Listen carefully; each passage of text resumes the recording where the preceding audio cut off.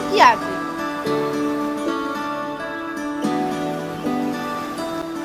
আসসালামু আলাইকুম বন্ধুরা, good afternoon, welcome back to my channel. তো আশা করছি সবাই ভালো আছো, সুস্থ আছো। আমিও খুব ভালো আছি। তো মামিরা সকাল সকাল বাড়ি চলে গেছে, দিদিরা আছে, কাজ বাজ ওরাই সেরেছে। আমি এখন শুধু ঘরটা মুছবো, মুছে দিয়ে তারপর ব্রেকফাস্ট করতে যাব। তো চলো, সারাদিন পাশে থাকো, দেখতে থাকো।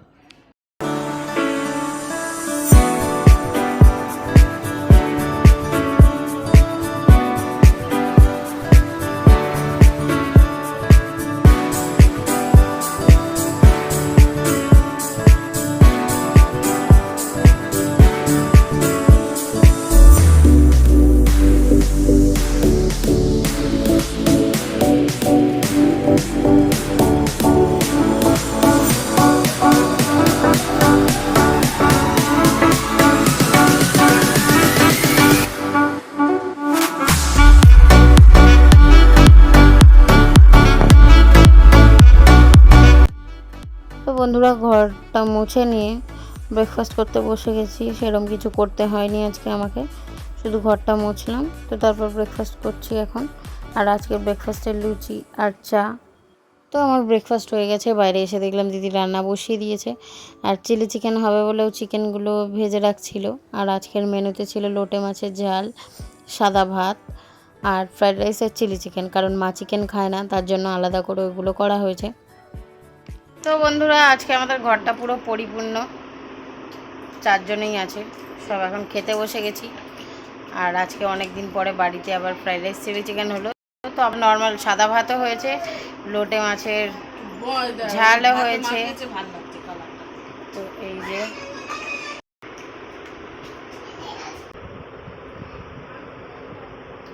লজ্জা পায়। তো চলো খেয়ে নিই।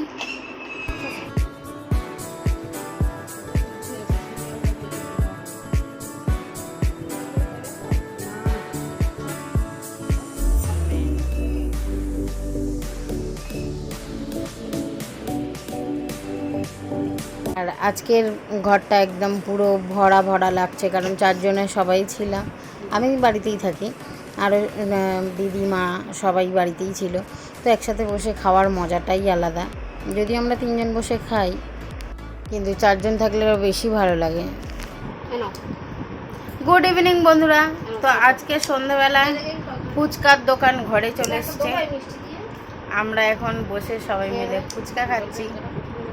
তো এই যে এক প্লেট দই ফুচকা আর এমনি ফুচকা নিয়ে এসেছিল। তো ফুচকা এইসব শেষের পথে দই ফুচকাটাও শেষ হয়ে গেছে। আর আমার আবার ফুচকা সামনে থাকলে মনটা একটু কেমন কেমন করে, মনে হয় যেন কতক্ষণে খাবো। তাই ঝটপট আগে খেয়ে নিলাম। একটা 4-5টা করতাম, সন্ধ্যাবেলা চা ফা দিয়ে খেতাম। আচ্ছা, অতিরিক্ত হয়ে গেছে।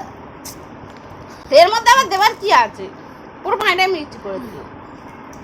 তো যেহেতু একটু দুটো জল আলাদা এনেছিল, একটু মিষ্টি জল এনেছিল আর টক জল এনেছিল। তো আমার দিদি টক জলটা আলাদা খাবে বলে সাইডে রেখেছে, তার মধ্যে আমি মিষ্টি জল ফেলে দিয়েছি। তাই জন্য কথা শোনাচ্ছে, তাই এত হেসে ফেলেছি। তো বন্ধুরা, ফুচকা খাওয়া হয়ে গেছে।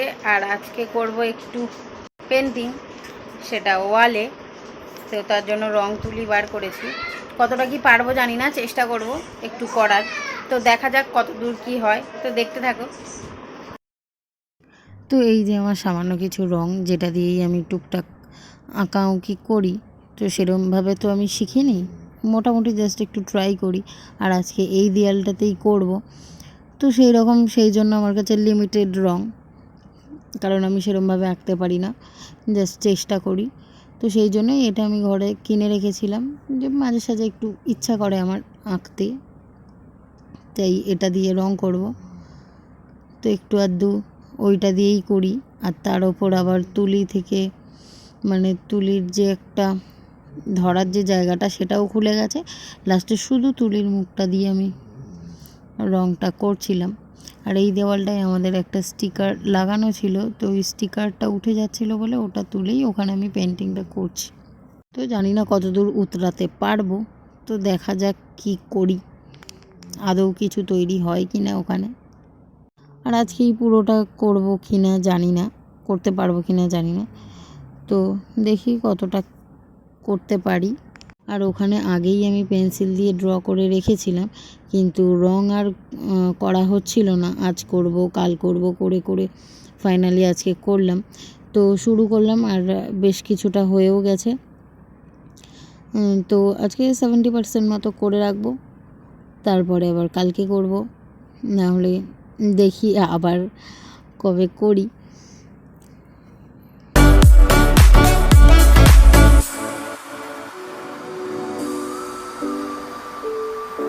তো এখানে আমি অনেক কথাই বলছিলাম, তারপর পাশ থেকে অনেক আওয়াজ আসছিল, তাই লাস্টে ওটাকে আমি ভয়েস দিয়ে দিলাম।